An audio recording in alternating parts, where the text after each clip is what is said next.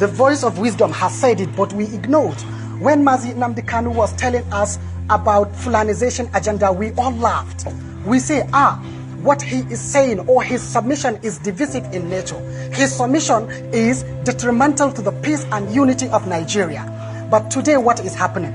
His prophecy has come to pass. Fulanization agenda is advancing day by day. Let's talk about that one aside. Let's talk about the visit of His Excellency's wife to Kano State yesterday. She visited Kano and she was warmly welcomed by the Kano State governor. And with the Kano State governor was a little girl wearing Fulani attires and holding calabash. What was that trying to put into Her Excellency's mind? They were trying to tell her that Kano State belongs to the Fulani people. The Fulani people that you know. The ones that you know that don't have even one local government in Nigeria. Talk less of having the whole state. We know they are not Nigerians. But look at what the governor is trying to portray.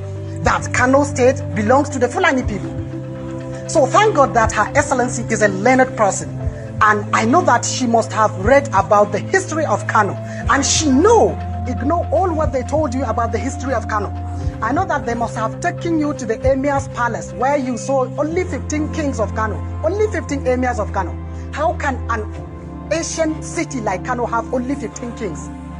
They have erased the history of Hausa kings that we have almost 50 kings or 40-something kings before the coming of Fulanis. So this is Fulanization agenda, and we told you that Fulanization agenda is two forms.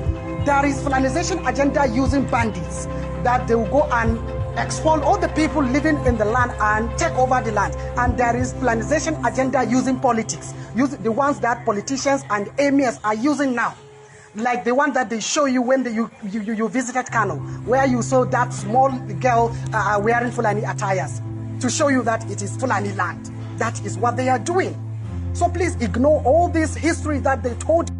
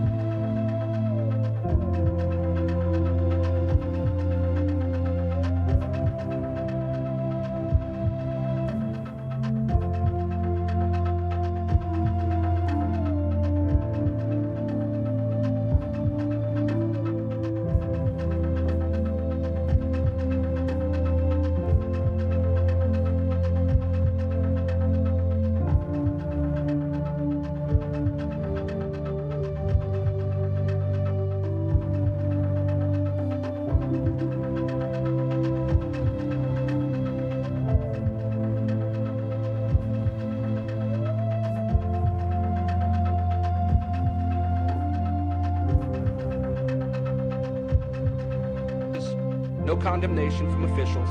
I've been corresponding with the guy. He helped him get to a safe house, but he and his family are in danger and they need help.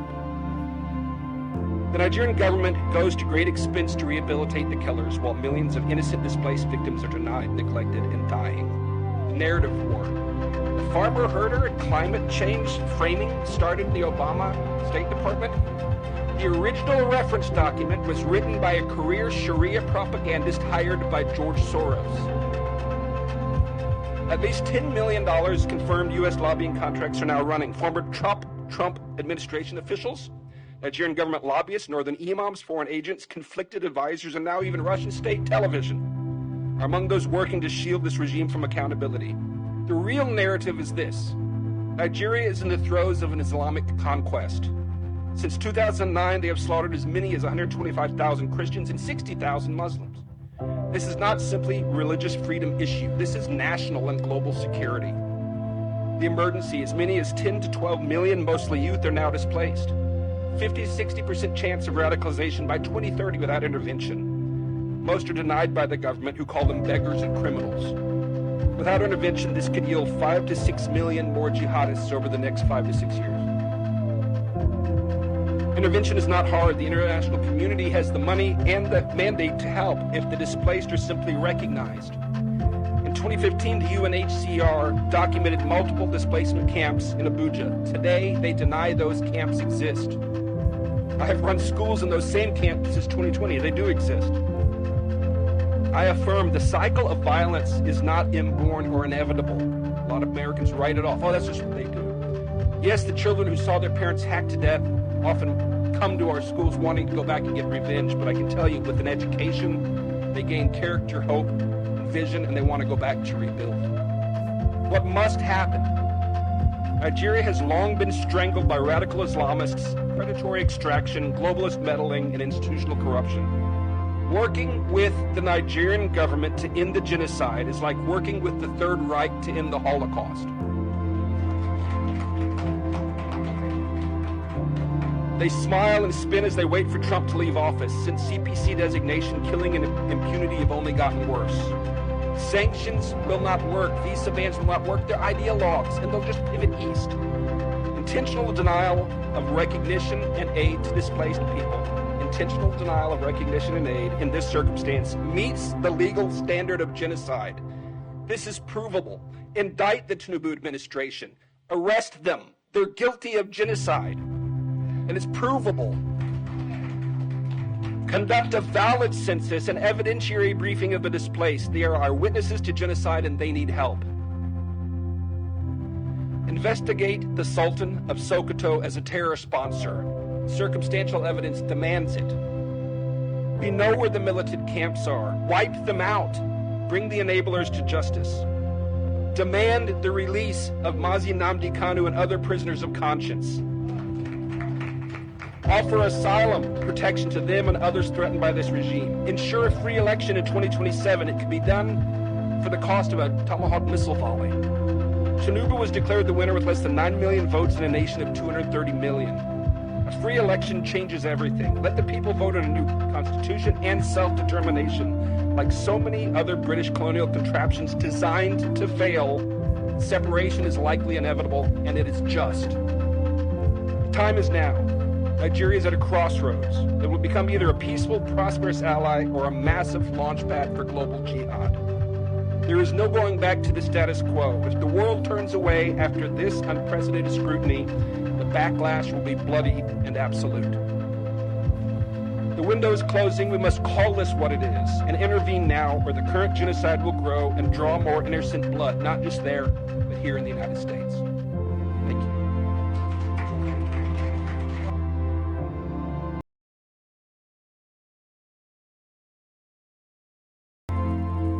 Listen, Nigeria.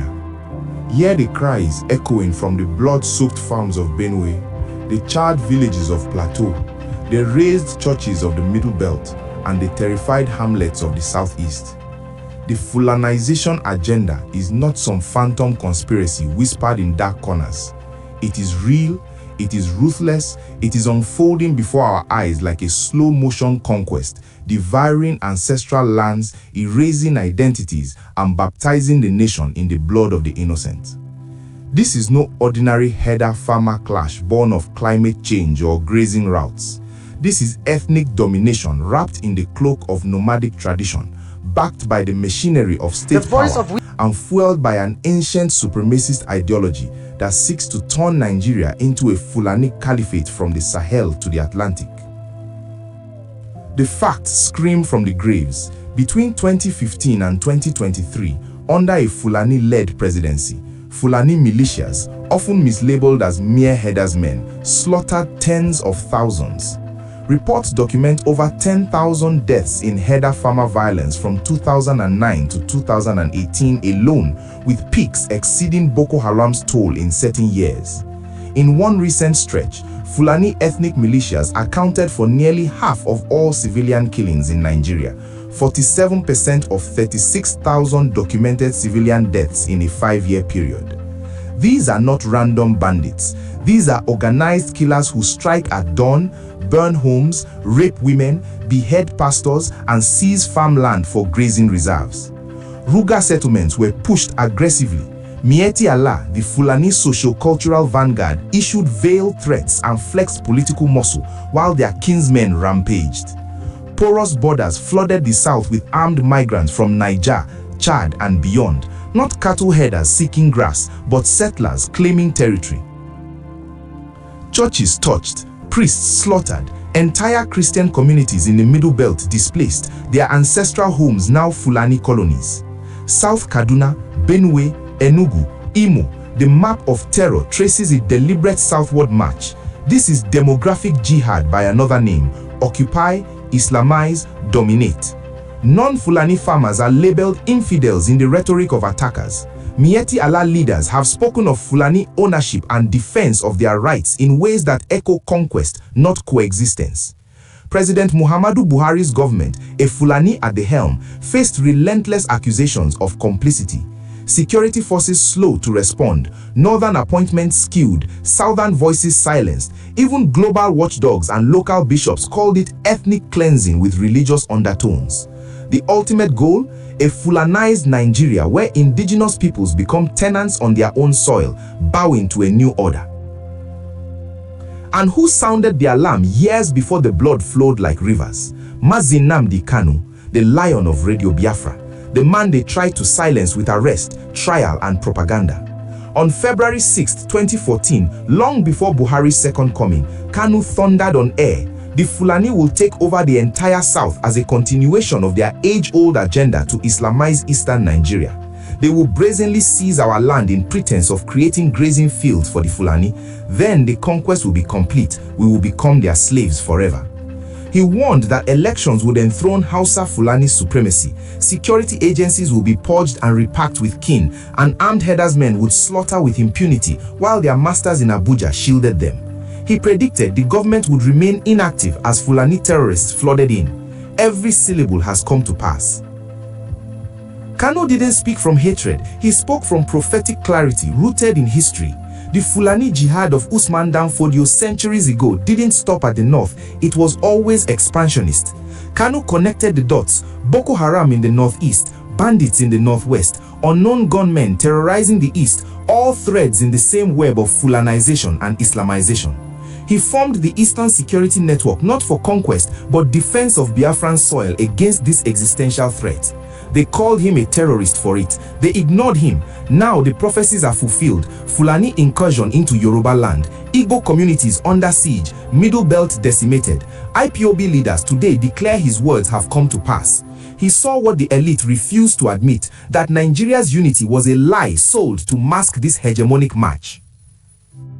My people, wake up. This is not about hate for any tribe or faith. It is about survival. Indigenous Nigerians, Igbo, Yoruba, Tiv, Idoma, Berom, and beyond are being erased from their inheritance. Our children inherit fear instead of farms. Our mothers bury sons instead of celebrating harvests. The Constitution is mocked as a forgery that binds us to this imbalance. If we sleep, the agenda accelerates. More Ruga-like policies, more grazing reserves that become permanent settlements, more selective justice where Fulani killers walk free while southern defenders rot in cells. Kanu warned us to defend our ancestors' land or perish as slaves. His voice, though muzzled, echoes louder than ever in the graves of the fallen. The Fulanization agenda is real, documented in blood, confessed in patterns, foretold in prophecy. It thrives on our division, our denial, our cowardice. Rise, expose it, demand restructuring, true federalism or self-determination for those who refuse subjugation. The land is ours, the future is ours. Let no Fulani jihad, disguised or open, steal it. Nigeria, the choice is stark. Resist the conquest or become its footnote. Kanu saw it coming. Will you? The blood of the innocent demands we act, not with blind rage, but with unyielding resolve. The agenda ends when we say enough. Biafra's spirit and the spirit of every free Nigerian will not bow. Stay tuned.